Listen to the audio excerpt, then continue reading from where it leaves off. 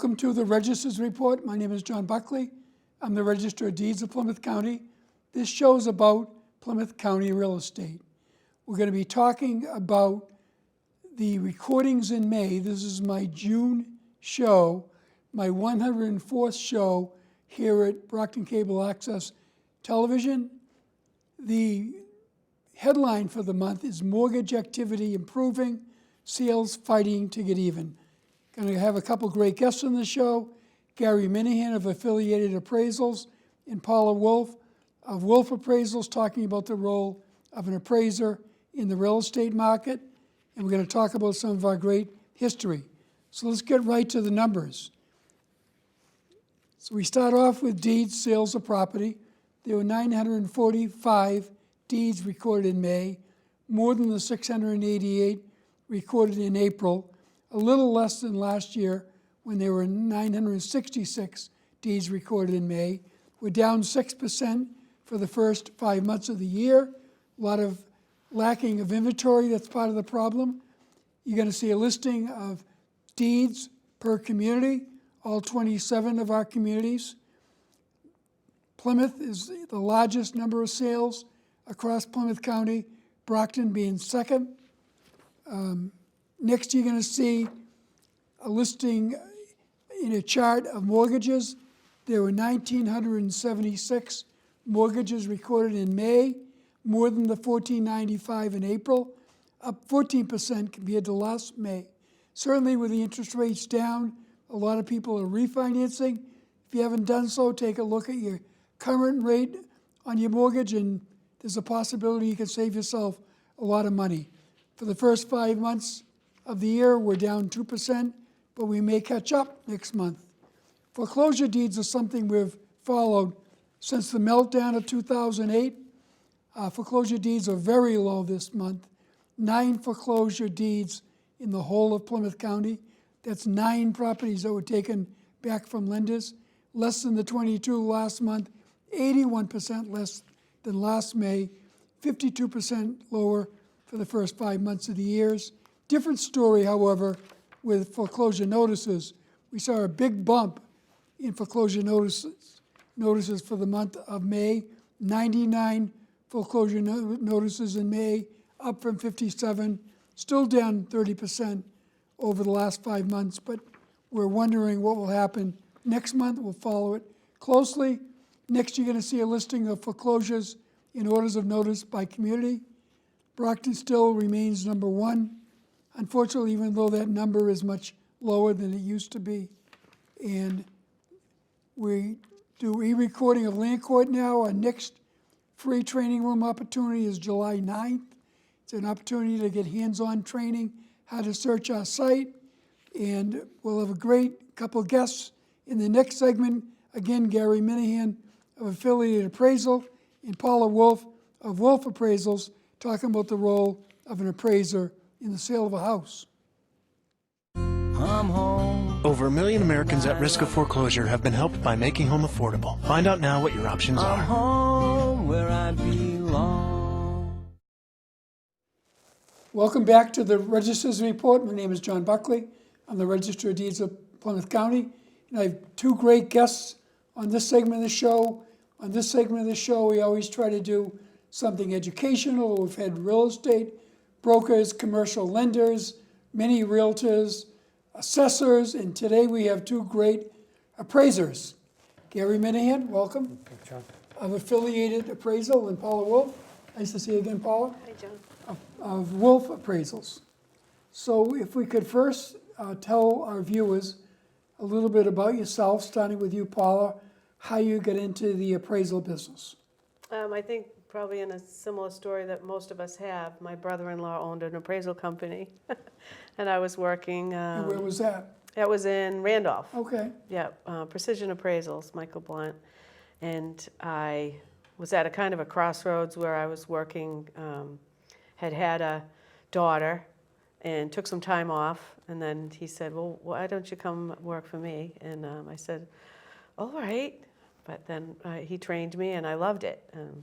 It's interesting. We had a good group of people. I learned immediately quite a bit because everybody pitched in, and you know That was back in the day when we were typing and going to brokers' offices and looking through books, MLS books and things like that, back in '92. So that's how I got And to look involved. at land records, you had to drive to the registry. And Boston was we actually ordered the whole microfiche from Boston Oh. because we did a lot of work there, and so Sure. we had that in the office, yeah. Wow. And Gary, you've been doing this for a while? Yes, yeah, I started in '85, probably about the same time as Paula. And I was originally a real estate salesperson, and I met a person that was doing appraisals, so I was doing both real estate and appraising. And as time went on, I kind of leaned more and more towards appraising, but I still have my real estate broker's license. So it keeps me going. So when people go in and apply for a loan with their lender, mortgage company or bank, they're told, we need to do an appraisal. Right. And that is, for many people, the furthest they get into that part of their purchase. Right. So when a lender decides they want to give a loan on a property, they have to call an appraiser and get it Right. moving. So how does that process Well, happen? we typically get an email or a phone call or sometimes a fax, not so much anymore. And we'll get the assignment and go out and take a look at the property. And if there's comparable sales that support what they're trying to purchase, then the process keeps going along. In the past, that hasn't been an issue. In the recent past, it hasn't been an issue, but right now we're going through a period where there aren't a lot of sales. So it's harder to find comparable sales when you don't have a typical property. If it's a slab ranch in Brockton, there's one that's for sale on every other street. But if you're down in East Bridgewater or Bridgewater or someplace, and if you have a slab ranch, you're going to have a hard time finding comps because they don't build as many of them down there. So it becomes more of a challenge now with the lack of sales over the last few years, and refinancing, which was really keeping our business going and going, has virtually dropped off to nothing. We're not seeing very much refinance activity. Although I will say last couple of weeks, the rates went down a little bit, Right. Yeah. and I saw a few orders come in for refinancing. I do Yeah, a lot of VA loans, Okay. so, because I also am a dual role of assessing. So I don't do as much as I used to, but I do those, and I saw, 3 came in over the past couple Yeah, of we're weeks with actually working on one, refinance, because yeah. the rates went down a little bit. Yeah, we had a pretty good burst that I mentioned in the first segment of my show with mortgages last month, and it seems to be picking up. So yeah, I assume you're going to see more, particularly if you watch what the Federal Reserve's going to be doing theoretically. They're going to be lowering our interest rates again, which is against the trend of what they had done Yep. last year at this time when they raised rates. And thought they were curbing inflation when there wasn't inflation, so they're No, taking they're a look at back. it again. and Oops, let's going do back. that. So is that typically how you receive a work order or whatever you want to call it? Yeah, for the VA process is a little different, where you get on a list.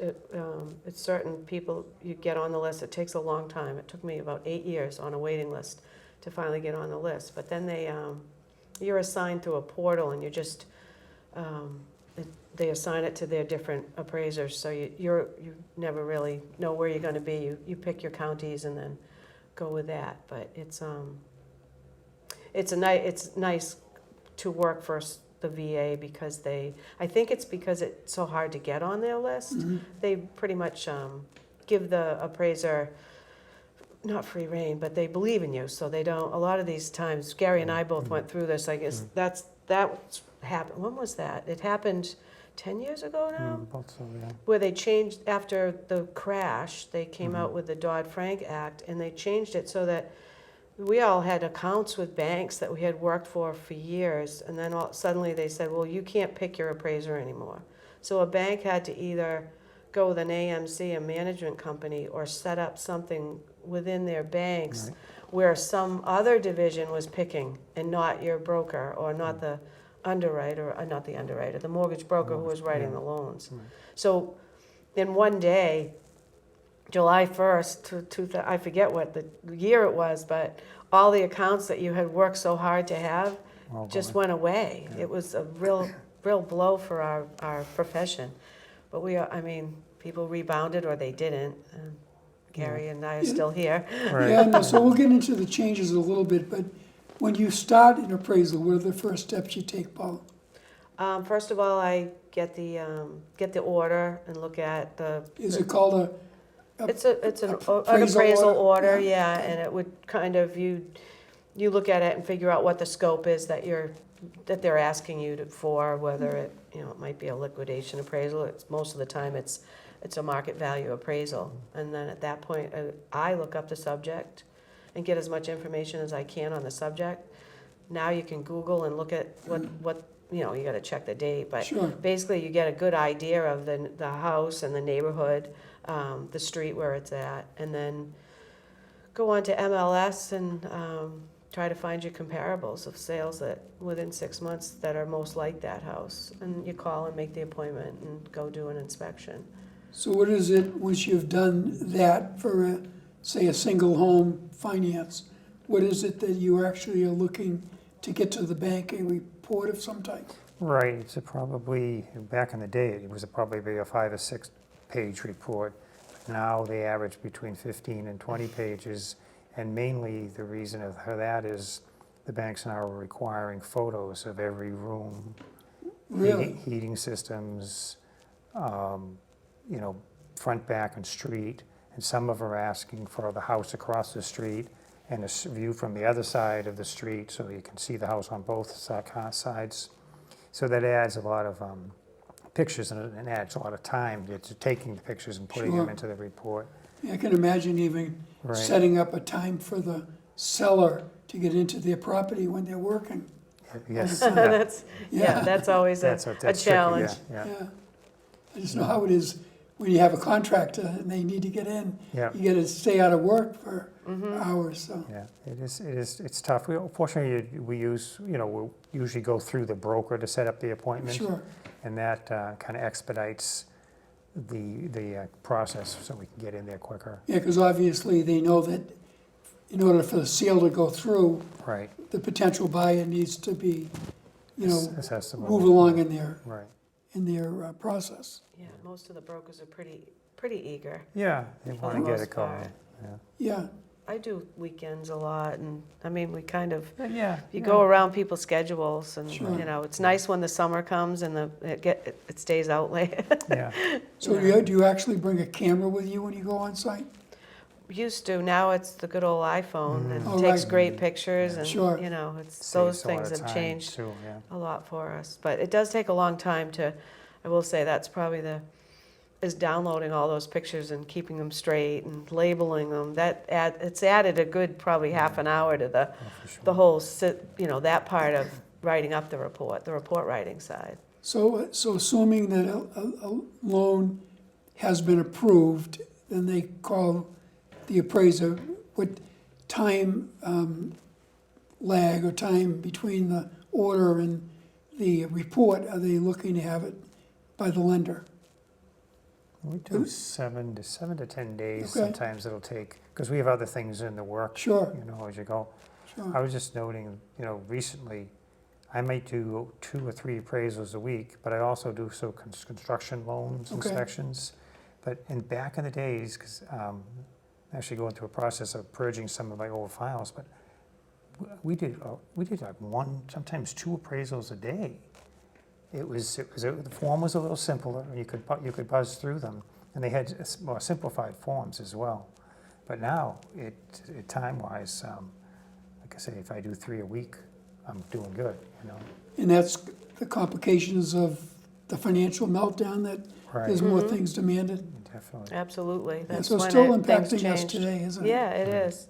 I heard that they were going to start to make a few changes for the positive and loosen up some They things, are, but we yeah. haven't really We seen haven't it. seen the form yet, but they're trying to simplify Yeah, it. lighter, an easier form, losing some of the nonsense that you know, I shouldn't say nonsense, but some of the things that are pretty basic that we have to spend a lot of time doing. So it's really the realtor that guides the seller on what they need to do to make their property, you know, look the right way for a potential buyer to look at the property. There's not a lot of things they do for the appraiser, is that correct? I would say Yeah. that's correct. There are some things that, you know, we are worried about, or will note if we see something. We're not inspection. Right, not home inspectors. Home inspectors, and I think we both probably have a thing that we put, a standard, a disclaimer that we put in our reports. But, you know, if there are broken stairs, or there's something that looks like it needs to be, it's a safety issue, or like FHA and VA, you can't have peeling paint. Okay, So we return that, and a lot of times that's a big, you know, oh, I tried to get all the paint off before you came, or the scraping paint, things like that. But we have to go back if it is, and they scrape it and so for repaint the it. seller and the buyer, this is all going on kind of backstory to them, other than the homeowner letting you into the house to write your report, and the buyer who's been proof of the loan is just kind of waiting for the report to come in, hoping that it meets what they need. Right, that the Right. value that they agreed to Right. pay is there. Right, And right, if it right. isn't, then they renegotiate, I Yeah, suppose, yeah, at so that point. that's what happens, but you don't really deal with a lender, they don't tell you what they need. No, back in the day, it used to I be know, that way. We would get an order, and it would say right on it what the value of the refinance was and things like that. But if you're a good appraiser, it didn't matter. Yeah. And now they won't even, most of them, they don't put any kind of Yeah, because number they down. really The want it only to thing you be, get is the sale price. Yeah, sale Yeah. prices, right. yeah, but because they want it to be an impartial Mm-hmm. review, because the lender has to justify to its auditors Exactly. that they're following the right procedures. And they don't, you know, it's that prevention of another meltdown where, you So know. what happens when the appraisal comes in under the necessary number to do the closing? What it comes in as, Yeah, in back in the day, they'd call you up and say, well, what do you think? Yeah. But- or I'm not gonna use you again. Right, yeah, and that's happened before That too. was, and those, that, I probably eliminated at one point half my clients because of that reason. Sure. You know, they'd say, And well, you're I required need. under code of ethics, Oh, right? yeah. right, we have use. USPAP Why that don't we you have talk to about follow. your code of ethics a little bit, Yeah. Gary? You- Well, we all have certain rules and regulations that we have to follow, and it's called USPAP, Unified Professional Standard of Standards of professional procedures.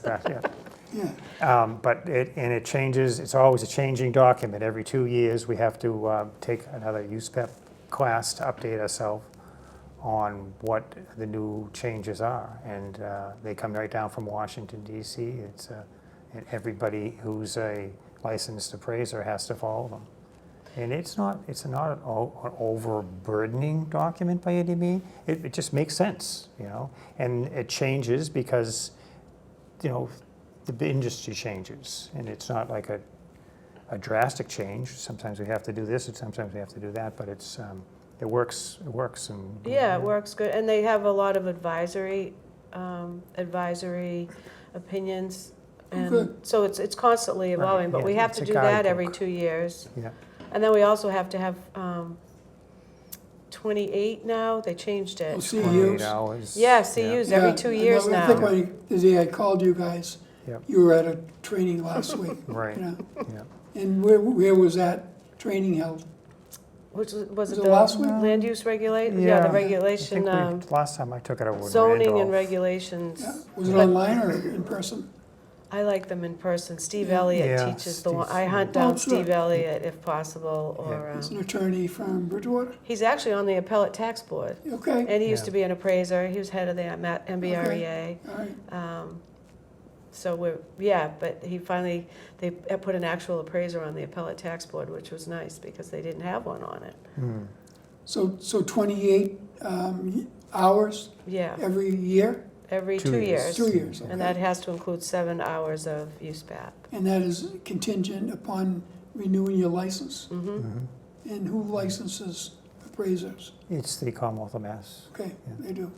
Yeah.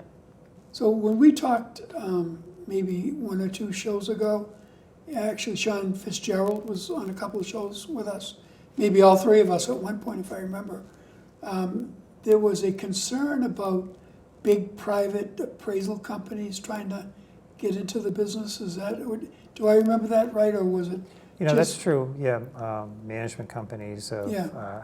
have an effect on the overall picture, but they have to stay play by the same rules. So Okay, it hasn't really, and Paula has a niche with her VA, and I have clients that I've developed over the years, and I have enough work to keep me going. The market is different than it used to be, you know? what's different about it? It's quieter, and there's not as much going on, and most of the people that have been in the business have been in the business for a long time. I think the average age is what, 60 plus? So you're not adding appraisers? We're not adding appraisers at There all. is- It's a- That's the problem. So we have, you see, there's people are coming in. I actually have a person that I'm training right now, and she's doing very well, but it takes, you know, 2 years and so many hours that she has to spend before she can get her license. She has to get the training really? license. Yeah. So what is it, how does it start, a apprentice or training license? Basically, yeah, appraisals. Trainee's yeah, training, license, she yeah. has to take the first 3 courses. They're the basic ones, USPAP, and then appraising 1 and 2. And those are 30-hour courses. 30, yeah. And then 15 for a USPAP. And those take a while, and they're challenging. So you have to get that down. Then you can get a trainee's license. Right. And then you have to work for someone for quite some time. And then you need a bachelor's for a certified, and you need an associate's for just a licensed appraiser. So they're trying to loosen that up a little bit because they changed that. And it's hard to come into the business and work for someone for a long time. The biggest hard part about having a trainee, they won't let the trainee go out and do the inspection at the home without you.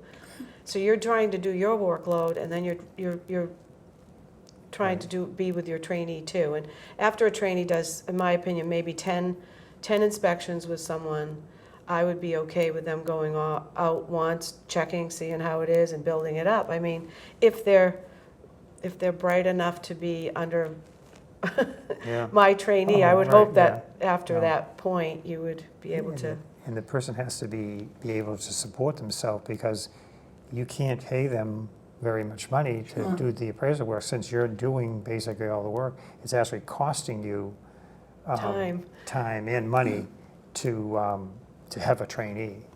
Well, it sounds like a good profession because you get to get out of your yeah. office and It's Yeah. a great. do things. Yeah. and- It was a great, when I had younger kids, it was great. I mean, Yeah. you know, you'd always work their schedules in. I never missed anything. And Yeah. All right, Sometimes- I'm getting the signal. Okay. Oh, So that was a fast that was fast. time, yeah. So can you share your contact information, Paula, with how people can reach you? Sure, so that it's For Wolf Appraisals? Yeah, Wolf Appraisals, and it's just a phone number, and it's on, I think, somewhat online, but Yeah, 508-889-2018. okay, and Gary? Yep, it's affiliated appraisal. I'm at 617-872-2264. Well, as always, Thanks, John. I learn a lot. Thank you, John. Thanks. When some people struggle with their mortgage payments, they become frozen.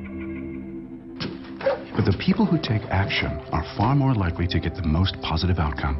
Call this free government program for the option that's right for you.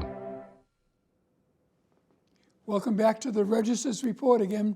My name is John Buckley. I want to thank Gary Minahan and Paula Wolf for the great job they in describing the role of an appraiser in the real estate market. They're experienced appraisers and did a great job. This segment of the show, we always try to do something lighter in nature, some of the holidays for the month, followed by some of our notable land records. Flag Day on the 14th, Father's Day on the 16th of June, the 21st being summer solstice, the beginning of summer. Images, we're going to talk about some of our very famous properties.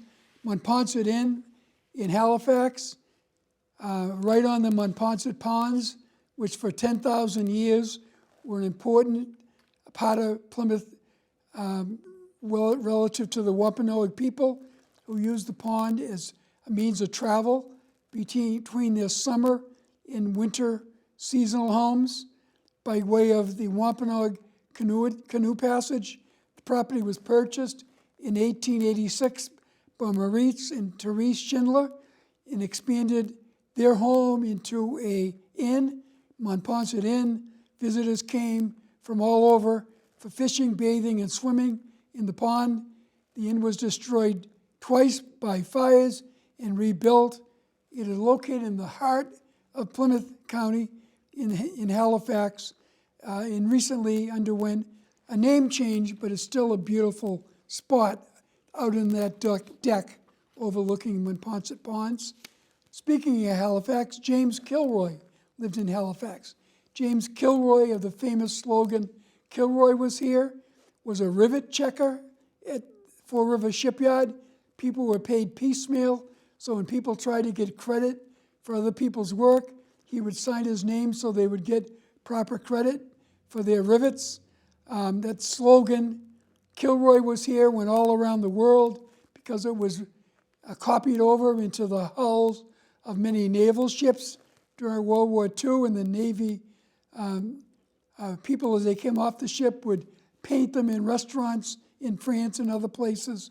That Kilroy was here became a sign of what was right with America. And there's a slogan and cartoon depicting Kilroy, which remains popular graffiti throughout the world. It's quite a story. Next, and related to our 350th anniversary of the town of Middleborough, is Mr. and Mrs. Tom Thumb. They were Middleborough's most famous resident. Lavinia Bump was part of P.T. Barnum's museum in New York, became part of the circus in 1863.